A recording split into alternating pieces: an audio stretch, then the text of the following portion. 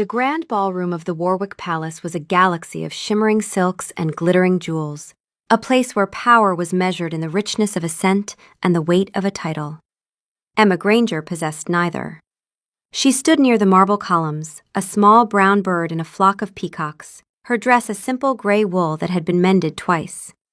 At 22, she should have been in the prime of her youth, but life in the palace had taught her to make herself invisible. As an Omega, her presence was tolerated, not celebrated. She was a distant cousin to a minor noble house, taken in by the palace out of a forgotten obligation, and her duties were as quiet and unseen as she was. She polished silver, arranged flowers, and ensured the royal chambers were always perfect, moving through the castle like a ghost. But tonight was the annual Mates Proclamation, and all unmated wolves, regardless of rank, were required to attend. Hope was a dangerous, foolish thing, but it fluttered in her chest anyway. For she had seen the Alpha King, Nikolai Warwick, from afar. She had felt a strange, inexplicable pull toward him, a hum beneath her skin that she couldn't name. Her own wolf, a creature so dormant and silent she sometimes doubted its existence, seemed to stir when he was near, a faint warmth that bloomed in her chest whenever his shadow crossed her path.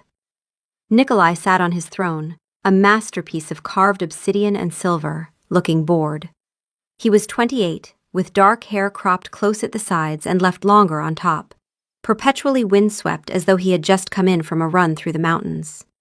His jaw was sharp, his olive-toned skin burnished by sun and wind, and his shoulders were broad beneath the formal black tunic.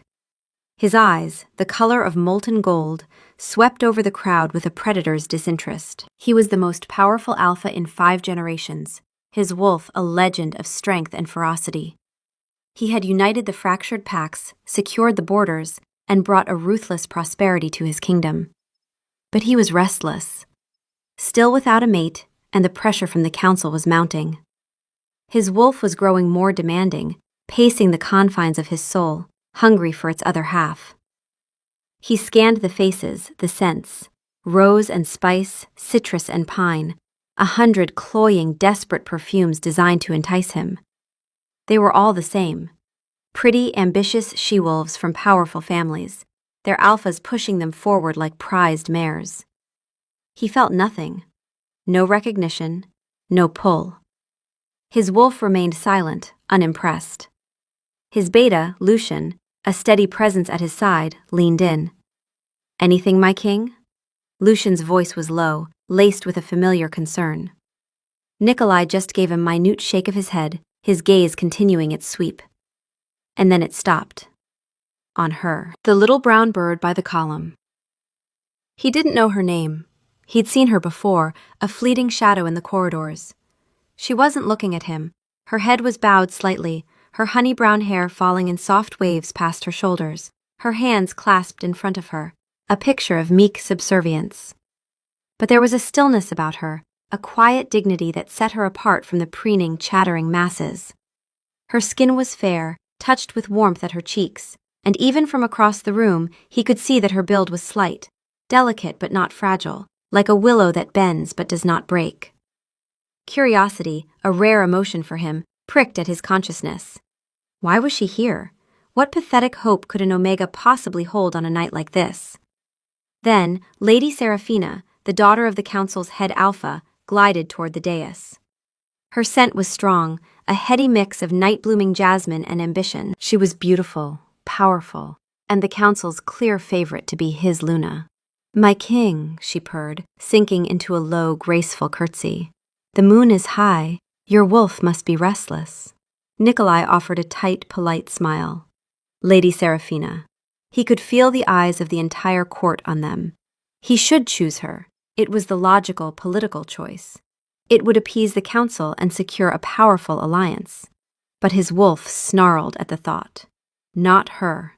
Not her. Frustration coiled in his gut. He was tired of this, tired of the hopeful faces, the suffocating scents, the weight of expectation. His gaze flicked back to the Omega. She had finally looked up, and for a breathtaking second, their eyes met across the cavernous room. Her eyes were the color of warm honey, wide and surprisingly direct. He felt a flicker of something, a strange jolt, like a key turning in a lock that had been rusted shut for a century. It was gone as quickly as it came, leaving him confused and irritable. What was that? It couldn't be.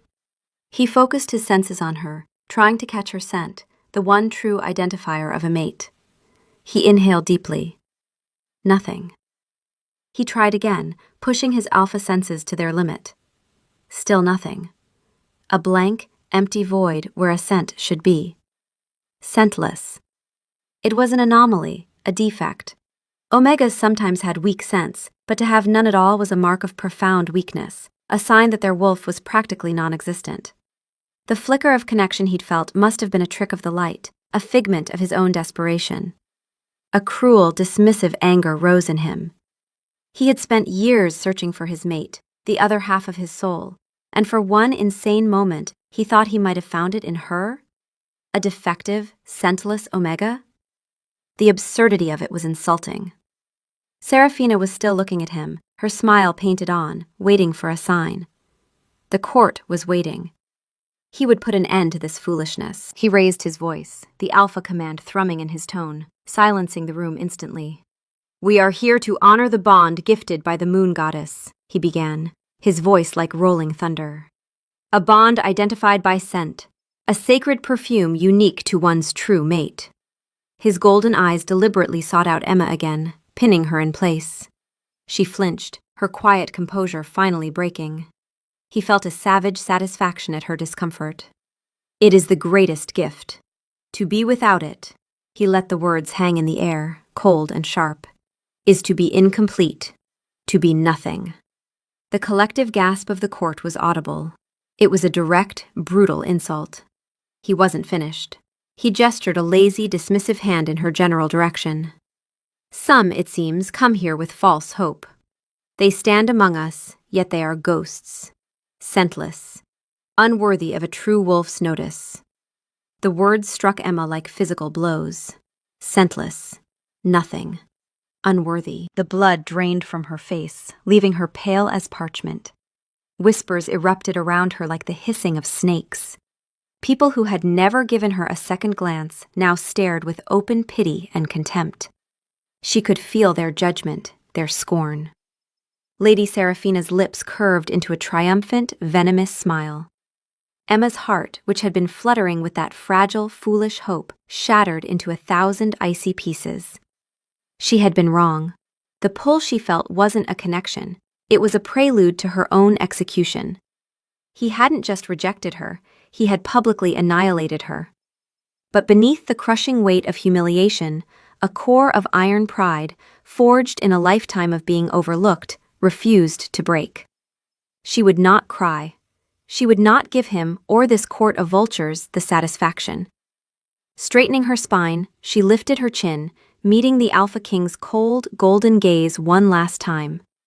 There was no defiance in her expression, only a profound, hollow emptiness. Then she turned, her movements deliberate and steady, and walked out of the ballroom.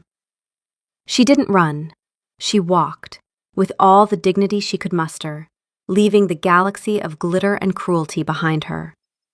Each step was an agony, the sound of her own quiet footsteps echoing the pronouncement of her worthlessness. Nikolai watched her go, a strange, unsettling feeling twisting in his gut. He had expected her to crumble, to weep. He had not expected that quiet, unbreakable dignity. It annoyed him. He pushed the feeling aside, turning his attention back to the fawning court, his mask of bored indifference firmly back in place. He had made his point. The matter was closed. But as Lady Serafina stepped closer, her cloying jasmine scent invading his space, his wolf recoiled with a violent, silent snarl. The strange, unsettling feeling in his chest wasn't satisfaction. It was something else entirely. Something that felt disturbingly like regret. And in the empty space where the little brown bird had stood, a cold draft seemed to blow through the heart of the Alpha King. That night, Emma did not return to her small, plain room in the servants' quarters. She walked through the silent corridors of the palace, a place that had been her home and her prison for 10 years, and felt nothing. The king's words had scoured her clean of any attachment. Scentless, unworthy, nothing.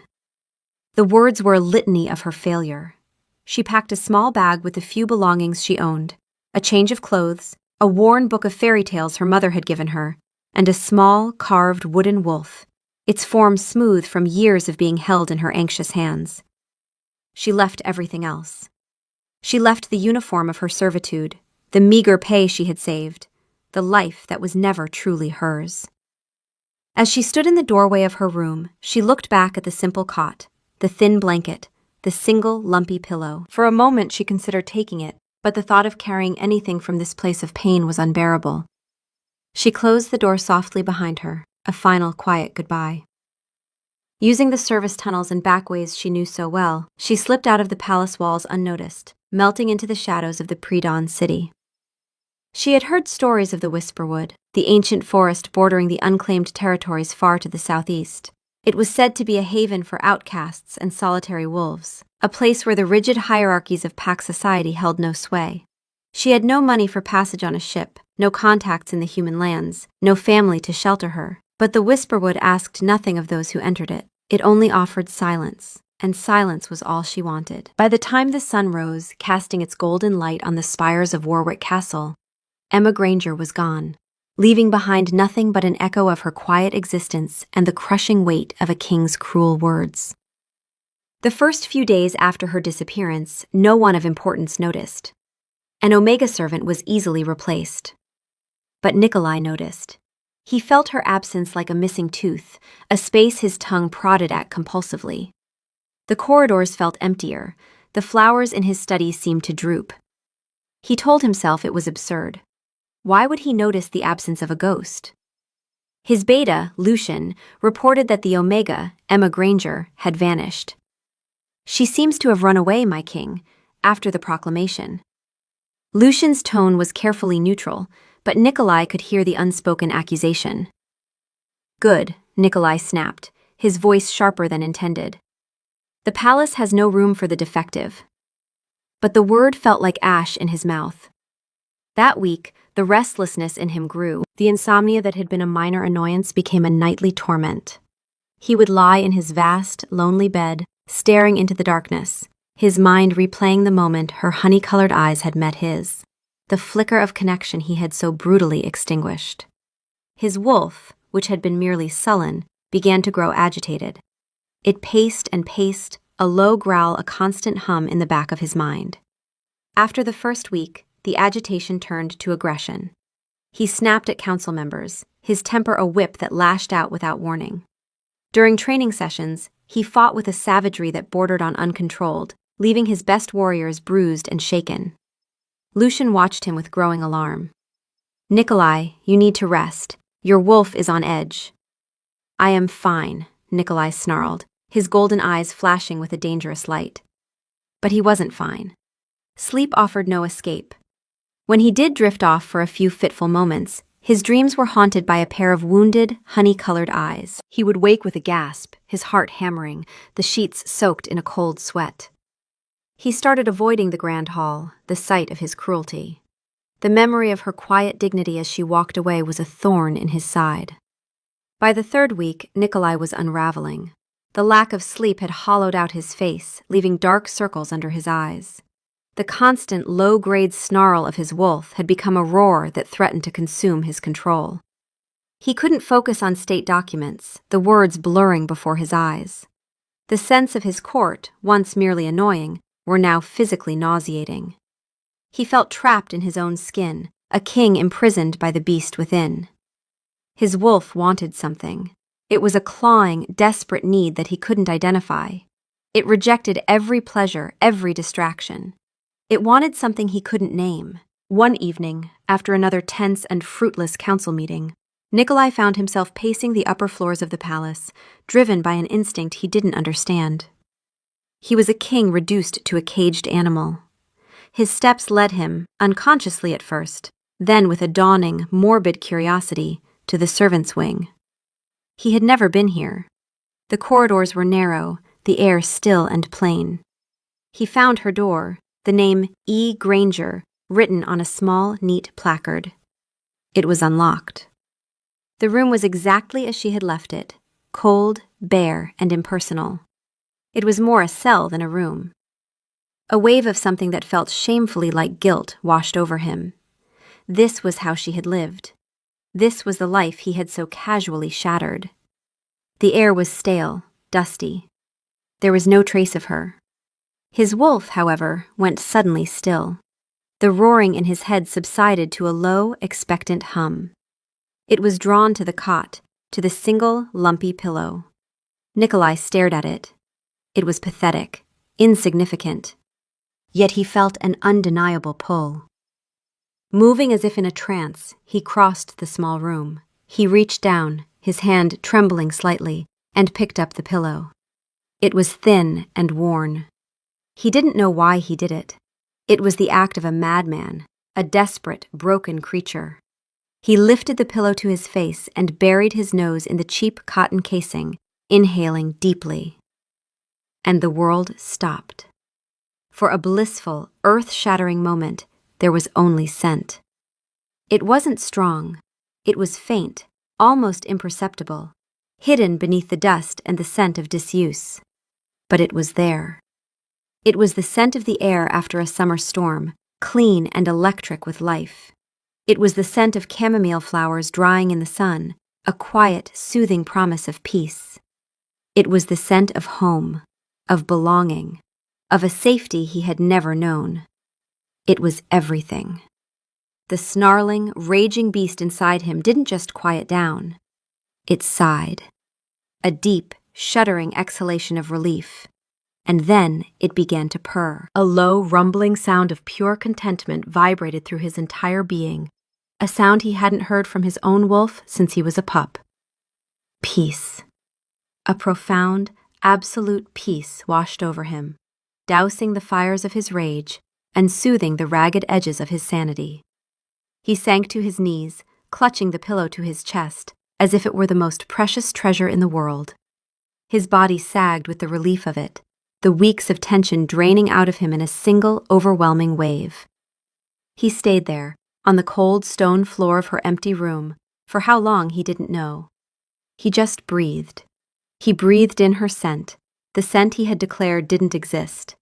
And as the initial wave of relief subsided, it was replaced by a dawning, horrifying clarity. Scentless. He had called her scentless.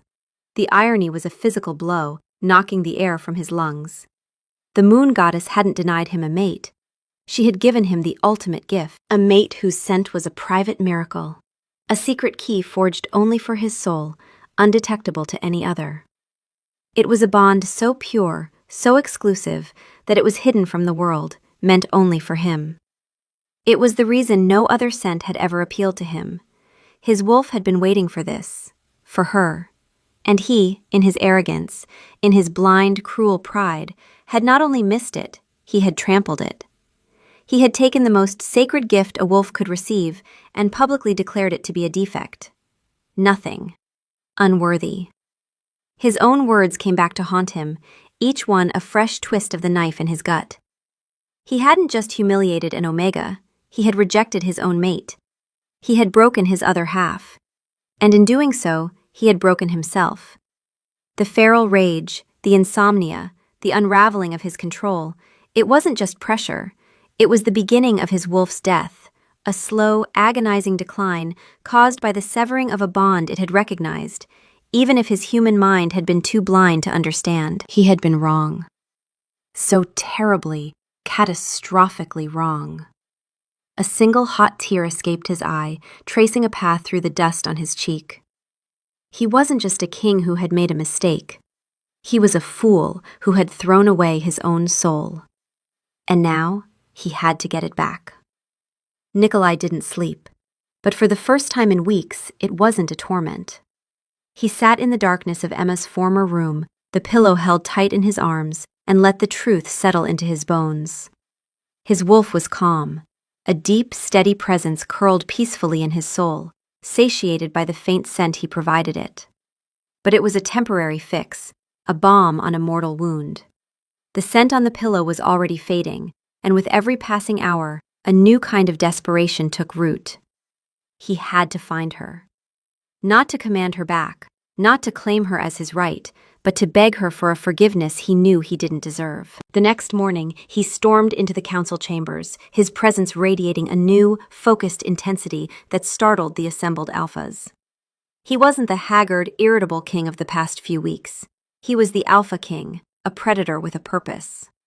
All standing royal decrees are on hold, he announced, his voice ringing with an authority they hadn't heard in a month. All resources are to be diverted. We are looking for someone.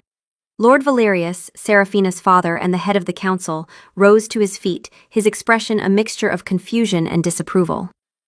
My king, the trade negotiations with the Silvermoon Pack are irrelevant, Nikolai cut him off, his golden eyes flashing a warning. Find me the Omega, Emma Granger. I want every guard, every scout, every tracker on this. I want her found. A shocked silence fell over the room. Valerius's face hardened. The scentless Omega? Forgive me, Your Majesty, but why would you expend such resources on a runaway servant? Nikolai's control snapped. In a blur of motion, he was across the room, his hand grabbing the front of Valerius's fine tunic, his alpha presence crashing down on the older wolf with suffocating force. The other council members flinched back, their own wolves whining in submission. You will not call her that again, Nikolai snarled, his voice a low, deadly rumble. Her name is Emma, and she is your future Luna. You will find her, or I will strip you of your title and your lands, and send you to the northern waste as a rogue. Do you understand me? The threat was absolute. Valerius, his face pale with shock and fear, could only manage a choked nod. Nikolai released him with a shove. He turned to Lucian, his voice low and urgent. Keep things running while I'm gone. No one makes any decisions without your approval. If Valerius tries anything in my absence, remind him what happens to wolves who betray their king. Lucian nodded, his face grim but steady. I'll hold the line. Just find her, Nikolai. He didn't wait for his trackers. He couldn't. He took a handful of his most elite royal guard, the Dire Guard, wolves whose loyalty was to him and him alone. He carried the pillow with him, wrapped in oilskin to preserve what little of her scent remained. It was his only compass, his only hope. They started in the city, questioning merchants, innkeepers, stable hands. No one had seen a girl matching her description. She had vanished as completely as a puff of smoke. Days turned into a week. Nikolai grew more gaunt, more driven. He barely ate, and only slept when he allowed himself a few precious moments to inhale the scent from the pillow, a ritual that was both his salvation and his torture. The scent was growing fainter with each passing day, and a cold panic was beginning to set in. He was losing her all over again. One of the Dire Guard, a tracker named Calder, reported that a woman matching her general description had been seen buying dried provisions in a river town 3 days earlier, heading south. They rode hard through the night to reach it, only to discover it had been a healer's apprentice, a human girl with brown hair and no connection to the wolf world at all. Nikolai stood in the muddy square of that little town, the false hope draining from him like water from a cracked vessel, and felt something very close to despair. His men exchanged uneasy glances behind him. They had never seen their king like this, hollowed out and fraying at the edges, chasing a ghost, but none of them dared speak against the search. The look in Nikolai's eyes was enough to silence any doubt. After 2 weeks of fruitless searching, they stopped for the night in a thick forest bordering the human lands. The guards set up a discreet camp while Nikolai paced at its edge, the wrapped pillow clutched in his hand. Despair was a cold, heavy cloak. What if she was gone forever? What if she had crossed into the human territories where his authority meant nothing, where she could disappear completely? He unwrapped the pillow, his hands trembling, and pressed his face into it. The scent was almost gone. There was only the faintest whisper of rain, a ghost of chamomile. A strangled, desperate sound escaped his throat. His wolf howled in his mind, a sound of pure agony and loss. Mine, find mine. I'm trying, Nikolai whispered to the uncaring trees. I'm trying. Calder approached him cautiously. There is one place we haven't looked, he said softly. The Whisperwood. It borders the unclaimed territories. It's a place for outcasts, those who wish to live apart from the packs. Abandoned homesteads dot the interior, left behind by settlers who moved on decades ago. If she wanted to disappear completely, it's the one place a person could survive alone. Nikolai's head snapped up. It made sense. It was a place of quiet solitude, far from the judgment of pack society. It was exactly where someone seeking to escape their past would go. Hope, fierce and sharp, surged through him. We leave at first light. They rode for 2 more days, the pillow now offering almost no comfort, its scent little more than a memory. But Nikolai's wolf was different now. The frantic casting about had ceased, replaced by a singular, focused pull. It was faint, but it was definite, tugging him southeast. He was closing in. He could feel it in his bones, in the thrum of anticipation in his blood. They reached the edge of the whisperwood as dusk was falling. It was an ancient forest, the trees thick and gnarled, a palpable sense of peace hanging in the air. Calder noted tracks in the soft earth near the tree line, wolf prints that were too large and too erratic for a normal animal. Rogues, he muttered, his hand instinctively going to his weapon. They've been moving through here. The unclaimed territories breed them. The information sent a spike of cold fear through Nikolai's chest. She was out here alone, and rogues, wolves driven mad by isolation and severed pack bonds, were in the area. Nikolai dismounted, ordering Calder and his men to wait. I go alone from here. My king, it's not safe, especially with rogues in the area. If you find her, she will not see a king, Nikolai said, his voice raw. She will see the man who broke her. Your presence will only frighten her. He looked down at his own attire, the fine leather tunic, the royal insignia on his cloak. He stripped off the cloak, tossing it to Calder. He unbuckled his sword belt and let it fall to the ground. He was still an alpha, still powerful, but he would not approach her as a conqueror. He kept only the pillow. Clutching it in one hand, he walked into the woods, following the thread of instinct that was now singing in his veins. He walked for nearly an hour, deeper into the forest, the sounds of his guard fading behind him. The air grew cooler, cleaner, and then he smelled it, faintly on the breeze, carried from a clearing up ahead. Rain, chamomile, peace. It wasn't the ghost scent from the pillow. It was real. It was her. His legs almost gave out from the force of the relief that hit him.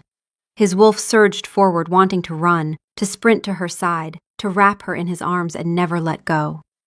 Nikolai forced it down, his hands clenching into fists. Patience, humility. He had to earn this. He moved more slowly now, stepping carefully to make no sound. He crested a small rise and looked down into a clearing.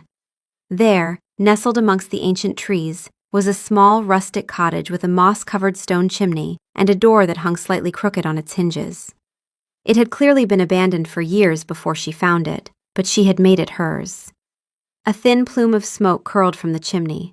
A small garden was tilled to one side, the rows neat and deliberate, and a woman was kneeling there, her back to him, tending to the plants. Her honey-brown hair was tied back in a simple braid, and even from a distance he could see the lean strength in her arms, the quiet competence in her movements. It was her, Emma. She was safe. She was whole. He watched her for a long moment, his heart a painful, hammering drum in his chest. She moved with a quiet confidence he'd never seen in the palace. Here, away from the suffocating hierarchy, she seemed to belong. She seemed at peace. He took a single step forward, and a dry twig snapped under his boot. The sound was loud in the evening quiet. Emma froze, her head snapping up. She rose slowly, turning to face the trees, her expression wary. Her eyes, those honey-colored eyes that had haunted his every waking moment, widened in shock and disbelief when she saw him. All the color drained from her face. She looked at him as if he were a ghost, a nightmare she thought she had left behind. Nikolai's carefully constructed plan, his rehearsed apologies, they all evaporated. He could only stare at her, the woman he had almost lost, the mate he had so cruelly misjudged. He took another step forward, his hand holding the worn pillow out slightly, a pathetic offering. Her gaze dropped to the pillow, and a flicker of confusion crossed her face, before her expression hardened into a mask of icy composure. She took a step back, her hand reaching for the handle of a small gardening trowel lying on the ground beside her. It wasn't much of a weapon, but the message was clear. "What are you doing here?" Her voice was not the timid whisper he remembered. It was low and steady, though he could hear the tremor of shock she was trying to conceal. It was cold. So cold. "Emma," he breathed her name, and it felt like a prayer on his lips. He didn't know what to say. "I'm sorry," felt laughably inadequate. He took another step. "Stay back," she warned, her knuckles white where she gripped the trowel. The fear in her eyes was a fresh wound in his soul. He had done this. He had made her afraid of him. He stopped, holding up his empty hand to show he meant no harm. "I'm not here to hurt you." A bitter, humorless laugh escaped her lips. "A little late for that, don't you think?" Her words were sharp, honed by weeks of pain. "You made your feelings quite clear." She gestured vaguely toward the world beyond the forest. "In front of everyone." The memory of the ballroom, of his own vile words, rose up to choke him. Scentless, unworthy, nothing. "You told me I was nothing," she whispered, and the quiet statement held more power than any shout. It was the truth. It was the core of his crime. It was everything. And in that moment, the Alpha King, the ruler of all packs, the most powerful wolf on the continent, did the only thing he could. He fell to his knees. The damp earth soaked through the fabric of his trousers, but he didn't care. He knelt before her in the dirt, the proud Alpha bowing his head in total submission, the worn pillow still clutched in his hand. Emma stared, her heart hammering against her ribs. She couldn't process what she was seeing. The Alpha King, Nikolai Warwick, the man who had publicly destroyed her, was kneeling in the mud in front of her dilapidated cottage. He looked broken. His fine clothes were travel-stained, his face was gaunt and shadowed with exhaustion, and he was holding her old pillow like a drowning man clutching a piece of driftwood. It made no sense. "Get up," she said, her voice shaking despite her best efforts to keep it steady. "What is this? Some new kind of mockery?" "No," he said, his voice thick and raw. He didn't look up. He kept his head bowed. "It's the truth." He finally lifted his gaze to meet hers, and the agony in his golden eyes stole her breath. This was not the arrogant, bored king from the palace. This was a man in torment. "I was wrong," he said, the words torn from him. "Everything I said, every word was a lie born of arrogance and stupidity. You are not scentless, Emma." Her brows furrowed in confusion. "What are you talking about? Everyone knows I am." "No," he insisted, shaking his head. "They are wrong. I was wrong. Your scent, it's not for them. It's for me. Only for me." He held the pillow out further, a desperate, pleading gesture. "The night you left, I started to fall apart. My wolf, it was going feral. I couldn't sleep. I couldn't think. I was losing my mind. I broke into your room, desperate for something I couldn't even name, and I found this." His gaze dropped to the pillow. "I smelled you, Emma. For the first time. It was like coming home. It was the only thing that calmed my wolf, the only thing that gave me a moment's peace." The story was so outlandish, so impossible, that her first instinct was to dismiss it as a cruel trick, but the raw sincerity in his voice, the palpable desperation radiating from him, held her rooted to the spot. "The moon goddess sometimes grants a private bond," he continued, his voice cracking. "A scent that only the true mate can detect. It's the rarest, most sacred gift. And I threw it away. I called it a defect. I humiliated the one person in all the world who was made for me." He finally looked up, his eyes swimming with unshed tears. "I rejected you. I rejected my own soul, and in doing so, I almost destroyed us both. I am not a king asking for his due. I am a fool, begging for your forgiveness." He bowed his head again, his shoulders slumped in defeat. "I don't deserve it, I know that. But I had to tell you the truth. I had to let you know, you are not nothing. You are everything." The silence in the clearing was absolute, broken only by the chirping of crickets and the frantic beating of Emma's own heart. His confession hung in the air between them, heavy and unbelievable. She looked from his bowed head to the pillow in his hand and back again. Could it be true? The pull she had felt, the strange stirring of her own dormant wolf, could it have been real? But the memory of his cold eyes, the sting of the court's laughter, the shame that had burned her skin, it was all still so raw. The wound was too deep. "Your truth doesn't erase the pain," she said, her voice barely a whisper. "It doesn't fix what you broke." "I know," he said, not moving. "I don't expect it to. I don't expect anything. Just please don't send me away.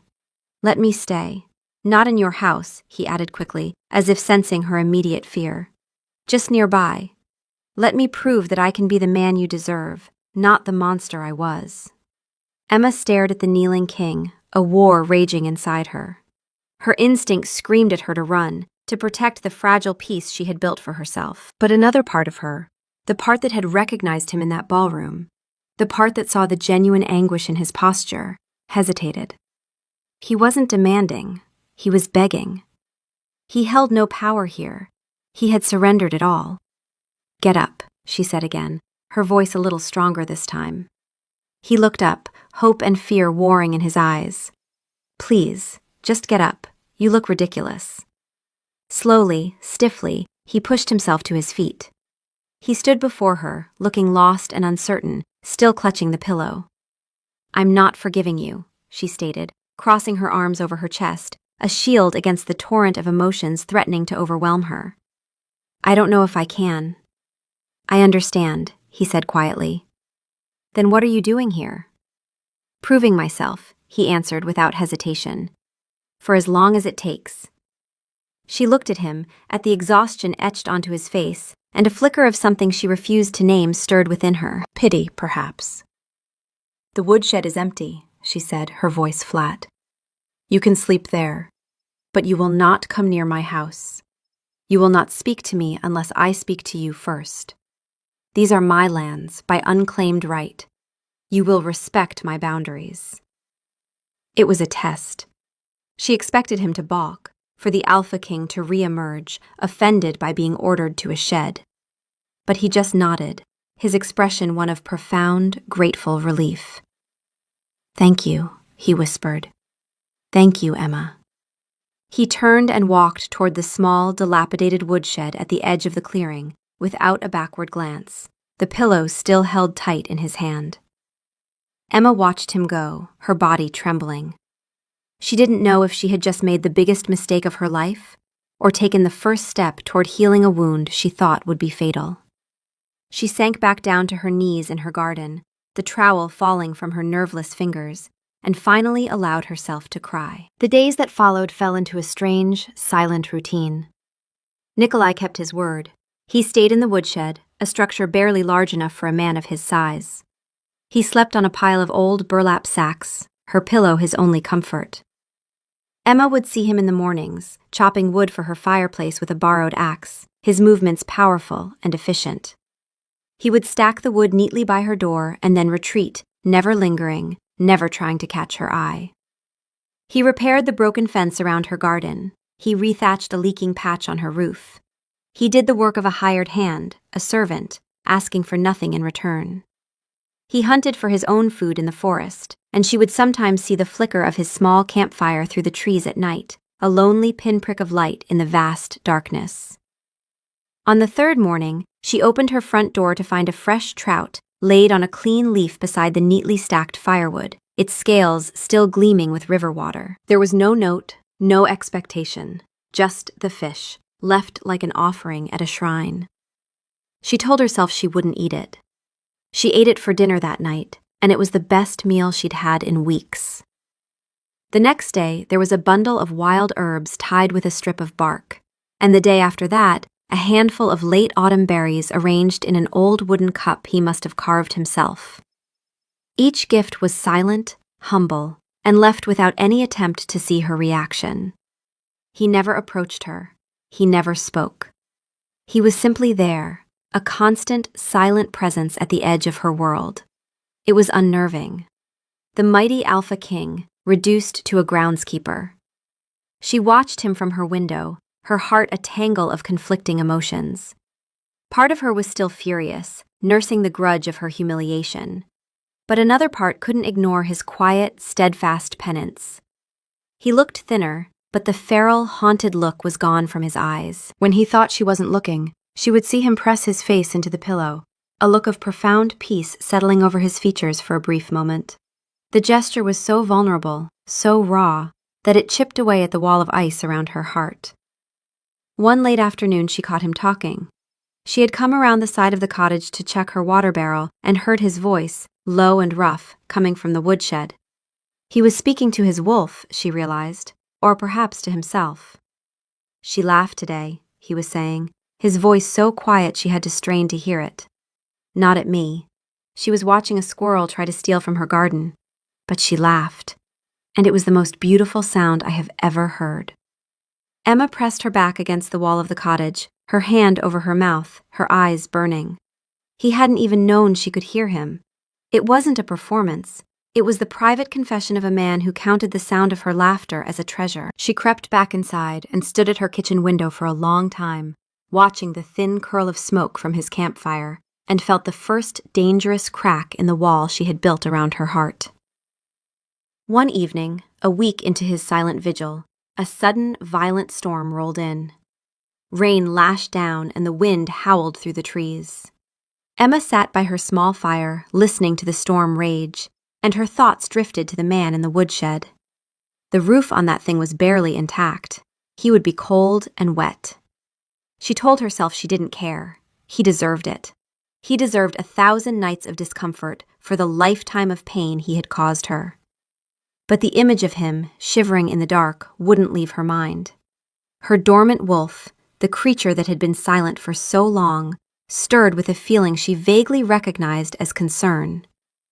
He is cold, it seemed to whisper in the back of her mind.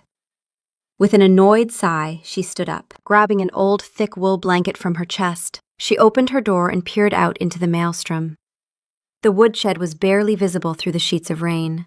Steeling herself, she pulled her cloak tight and ran across the clearing, the mud sucking at her boots. The door to the woodshed was ajar.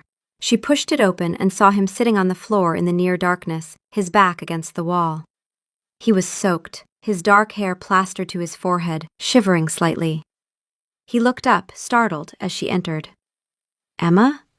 "You're an idiot," she snapped, her voice sharp to cover the tremor of emotion she felt. "You'll catch your death." She tossed the blanket at him. It landed in a heap at his feet. He stared at it, then up at her, his golden eyes luminous in the gloom. "You didn't have to do that." "I don't want a dead king on my property," she retorted, already turning to leave. "It would be a bureaucratic nightmare." "Emma, wait," he said, his voice stopping her. She paused in the doorway, her back to him. "Thank you." The words were simple, but they were filled with a genuine gratitude that resonated deep within her. She didn't reply. She just pulled the door closed and ran back to the warmth of her cottage, her heart beating far too fast. She had intended the act as a dismissal, a way to assuage her own conscience. But it felt like something else entirely. It felt like a concession. Nikolai wrapped the blanket around his shoulders. It was old and smelled faintly of wood smoke and of her. It was warmer than any royal fur.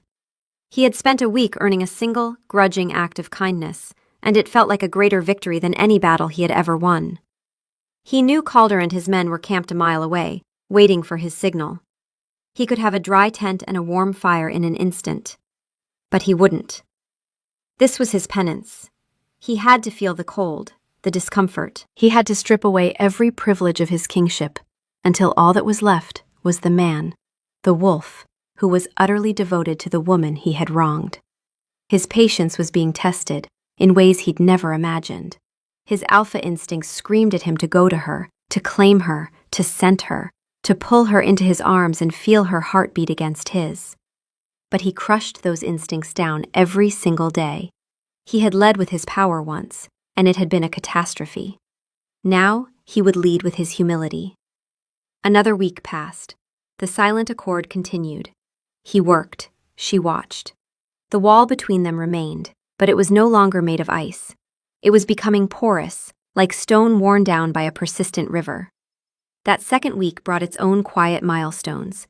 She started leaving the cottage door open when she cooked, letting the scent of her simple meals drift across the clearing. Whether it was intentional or not, he didn't know, but it felt like an invitation to exist in her world, even at a distance. One afternoon, she was in her garden, trying to dislodge a large, stubborn rock. She pulled and grunted, her muscles straining, but it wouldn't budge. She finally gave up, slumping to the ground in frustration. A shadow fell over her. She looked up to see Nikolai standing there. He didn't speak, merely gestured to the rock with a questioning look. For a moment, her pride flared. She didn't need his help. But her aching back and the immovable rock argued otherwise. With a sigh, she nodded. He bent down, his powerful muscles bunching under his simple tunic. With a single, seemingly effortless heave, he lifted the rock from the ground and tossed it to the edge of the clearing. He then turned to leave, as per their unspoken agreement. "Wait," she said, the word escaping before she could stop it. He paused, turning back to her, his expression hopeful. She faltered, unsure of what to say. "The carrots are ready to be picked," she said finally, gesturing to a row of green tops.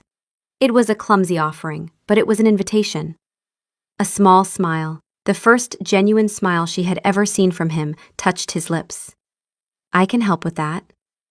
They worked together in silence for a while, kneeling in the dirt, their hands brushing occasionally as they reached for the same carrot. Each touch was like a spark of electricity, a silent acknowledgement of the bond that hummed beneath the surface of their strained interactions. "Why did you call me scentless?" she asked suddenly, her voice quiet. The question hung in the air between them. He stopped working, his hands still. He looked down at the earth, unable to meet her eyes. "Because I was a fool," he said, his voice low and filled with self-loathing. "I felt something, a pull, when our eyes met in the ballroom. It scared me. My wolf recognized you, but my human mind couldn't accept it. You weren't a powerful alpha's daughter. You were a quiet omega. It didn't fit the picture of the Luna I thought I needed, the one the council demanded." He finally looked at her, his eyes full of shame. "So I lashed out. I used your perceived weakness to protect my own pride. It was the most cowardly, despicable thing I have ever done." His honesty was disarming. He wasn't making excuses, he was owning the ugliness of his actions. "My wolf is quiet," she confessed, her own voice barely a whisper. "I've always felt lacking, defective. When you said what you said, you were only confirming my own worst fears about myself." "Your wolf isn't quiet because it's weak," he said, his voice intense. "It's quiet because it's been waiting. For me. Just as mine was waiting for you. A bond like ours requires both halves to be awakened. I have a feeling that when your wolf finally rises, Emma, it will be more powerful than anyone ever imagined." That night, Emma couldn't sleep. His words echoed in her mind.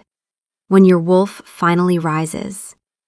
For the first time, the idea wasn't a source of shame, but a flicker of possibility.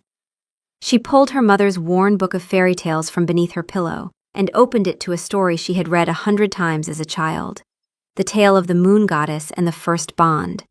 Two wolves who had been separated by pride and reunited by patience. She had always loved the story, but she had never believed it could be hers. Now, sitting in the soft glow of her fire, she read the familiar words and felt them differently. The hero of that story had not been the strong wolf who fought. It had been the quiet one who chose to trust again. She closed the book and pressed it to her chest, her heart aching with the weight of a decision she wasn't quite ready to make. She looked out her window. He was sitting by his small fire, staring into the flames, the ever-present pillow on his lap. He looked lonely. He looked like a king in exile, banished by his own mistakes. The cold knot of anger in her stomach had finally, fully dissolved, replaced by a confusing swirl of compassion, fear, and a terrifying, undeniable attraction. The next day, she walked out of her cottage with 2 steaming mugs of tea. She wordlessly handed one to him. He took it, his fingers brushing hers, his expression one of stunned gratitude. They sat on the steps of her porch, not speaking, just drinking their tea as the sun rose, painting the sky in shades of pink and gold. It was a truce, a fragile, unspoken beginning. The peace was shattered 3 days later. Emma was gathering herbs at the edge of the forest when a scent hit her, acrid and wrong. It was the scent of a rogue, a wolf without a pack, driven by desperation and instability. The Whisperwood's proximity to the unclaimed territories had always carried this risk. The threat of wolves who had lost themselves to madness and hunger, and the recent movement of rogues through the area had grown bolder with the coming winter. Before she could react, a massive, mangy wolf with crazed yellow eyes burst from the undergrowth, its lips peeled back in a snarl. It lunged. A scream tore from her throat. But before the rogue's teeth could find her, a black-furred hurricane slammed into its side, sending it tumbling. It was Nikolai. He had shifted. His wolf was immense, larger than any she had ever seen, a creature of pure power and midnight fur. His golden eyes, the same color as his human form, burned with a protective fury that was terrifying and beautiful to behold. He placed his body between her and the rogue, a living shield, a deep, rumbling growl echoing from his chest that was a clear promise of death. The rogue, outmatched but insane with hunger, lunged again. The fight was brutal and short. Nikolai moved with a speed and ferocity that was breathtaking. There was no wasted motion, only lethal precision. He dodged, he feinted, and then his jaws closed around the rogue's throat. A final, decisive snap echoed through the clearing, and it was over. The rogue's body fell limp to the ground. Nikolai stood over it for a moment, his chest heaving, his fur bristling. Then he turned to her. He took a cautious step, the fury in his eyes softening to concern. He nudged her hand with his wet nose, a soft whine escaping his throat. Emma stared at the magnificent wolf before her, her heart pounding. This was his wolf. The beast that had been going feral, now calm and focused, its entire being centered on her safety. She reached out a trembling hand and laid it on his head, her fingers sinking into his thick, soft fur. "Nikolai," she whispered.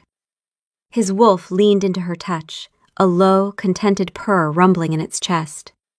And deep within her, something answered. It didn't come all at once. It started as a warmth, low and spreading, like the first rays of dawn reaching into a room that had been dark for years. It moved through her veins like liquid light, and with it came a sensation she had never experienced.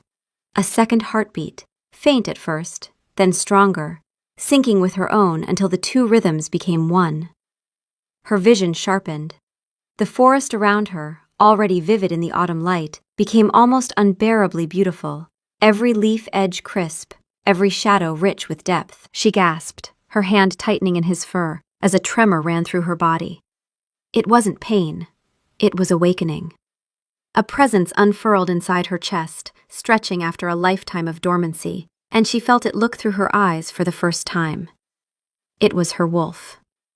Not weak, not defective. Patient. It had been patient, waiting in the quiet dark for the one thing that could call it forth. And now, feeling the bond pulse between her palm and the midnight fur beneath it, it rose. Emma's eyes flashed silver for a single brilliant instant, and a sound escaped her lips that was half gasp, half laugh, the sound of someone discovering they are whole. Nikolai's wolf went utterly still beneath her hand, then pressed closer, a low, reverent sound rumbling in its massive chest. He knew. He could feel it. His mate's wolf had finally woken, and the bond between them blazed to life like a fire that had been waiting for kindling. In that moment, looking into the golden eyes of the wolf who had saved her, the last of her reservations crumbled to dust.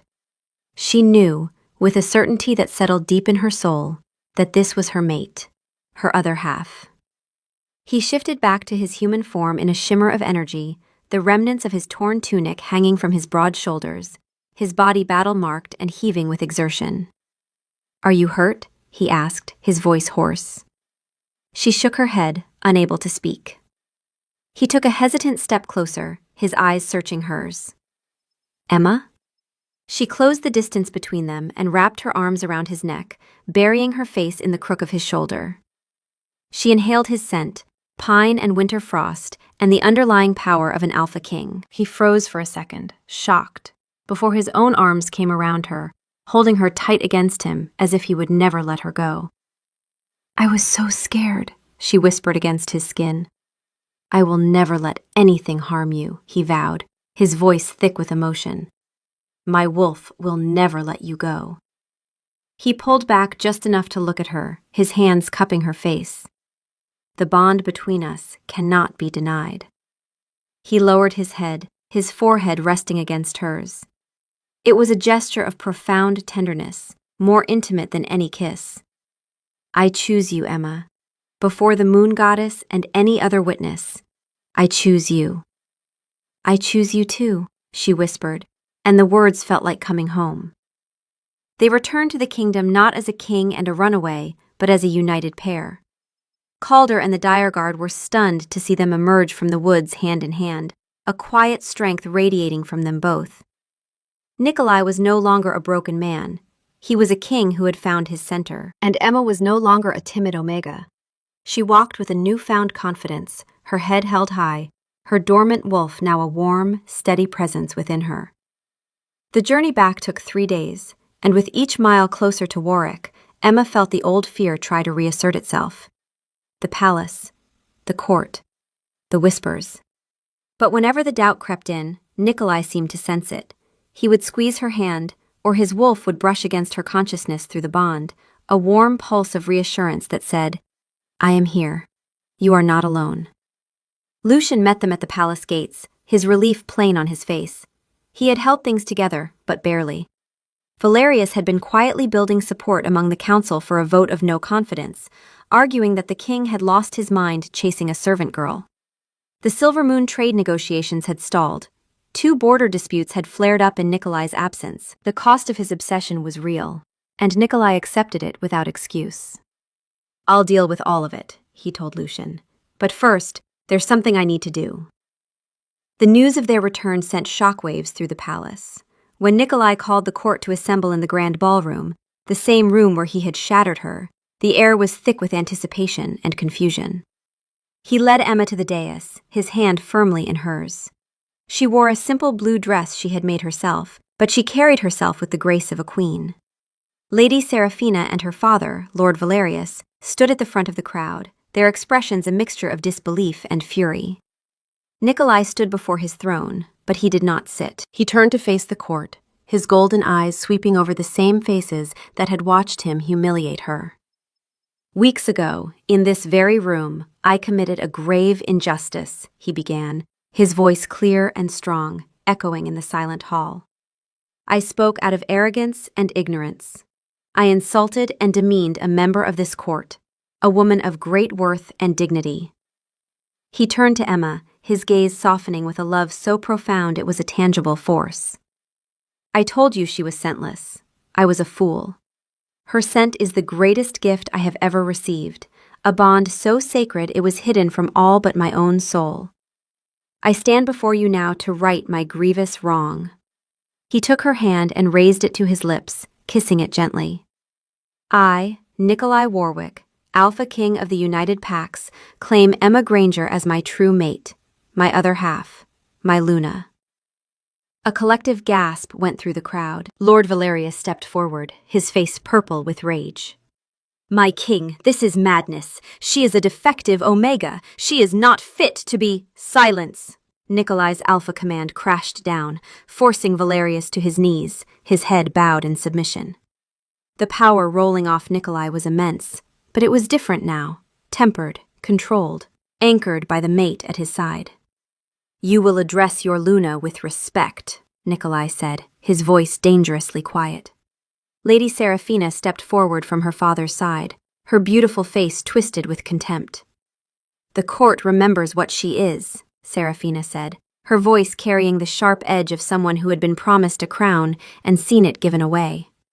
"A servant, a ghost who polished silver and arranged flowers. You would place her above us?"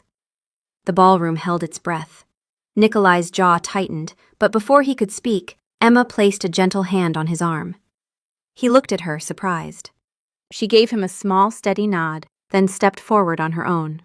"You're right," Emma said, and her voice, though quiet, carried to every corner of the vast room. Seraphina blinked, clearly not expecting agreement. "I was a servant," Emma continued. "I polished the silver you ate from.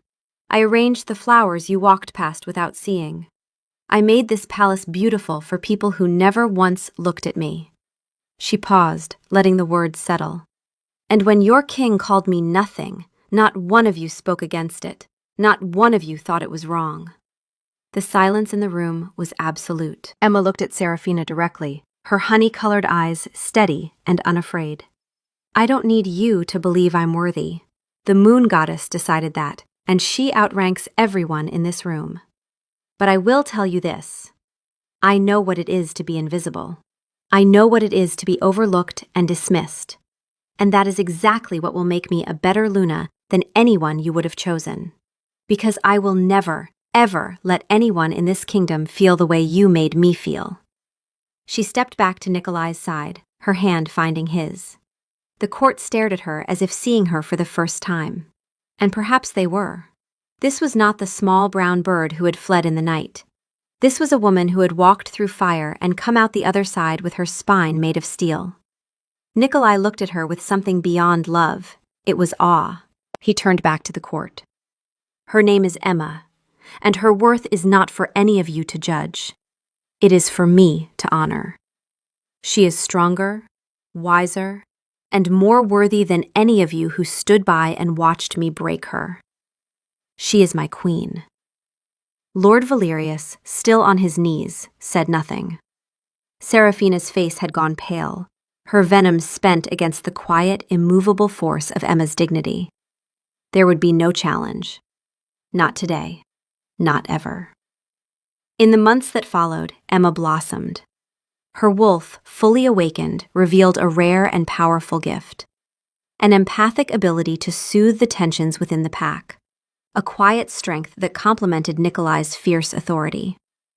She wasn't a Luna who ruled with commands, but with compassion. She remembered the names of the servants, she listened to the concerns of the commoners, and she brought a sense of unity and peace the kingdom had never known. The political damage from Nikolai's absence healed slowly but surely. The Silver Moon negotiations were reopened, this time with Emma present, her calming influence smoothing tensions that had festered for months. The border disputes were resolved. Even Valerius, stripped of his council leadership, but not his lands, eventually bent the knee with something approaching genuine respect when Emma personally intervened to help his ailing mate find treatment from a healer in the Eastern Territories. It was a kindness he had not earned, and did not deserve, and it broke him more thoroughly than any command ever could.